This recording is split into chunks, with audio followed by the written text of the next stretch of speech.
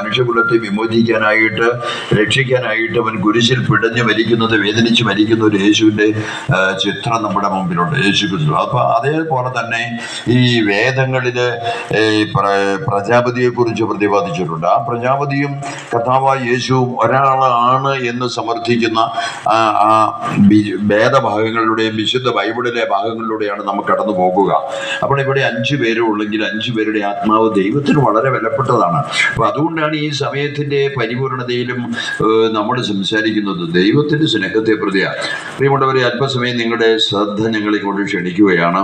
അപ്പോ നമുക്ക് വേദങ്ങളിലെ സാമവേദത്തിൽ ഇപ്രകാരമാണ് പറഞ്ഞിരിക്കുന്നത്: ഓം ശ്രീം കന്യാശുദ്ധായ നമ. കന്യകയിൽ നിന്ന് പിറന്നവനെ ഞങ്ങൾ നമിക്കുന്നു. ആരാണ് കന്യകയിൽ നിന്ന് പിറന്നവൻ?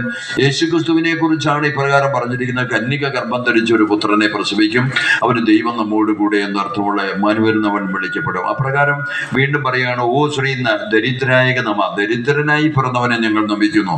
ഓം ശ്രീ നാരായണ നമ. വെള്ളത്തിന്റെ മേലെ നടന്നവനെ ഞങ്ങൾ നമിക്കുന്നു. ഓം ശ്രീ വൃക്ഷശൂലാർപദായ നമ. വൃക്ഷത്തിന്മേൽ ശൂലത്താൽ തറയ്ക്കപ്പെട്ടവനെ ഞങ്ങൾ നമിക്കുന്നു എന്ന് സാമവേദത്തിൽ ഇപ്രകാരം പ്രതിപാദിക്കുമ്പോൾ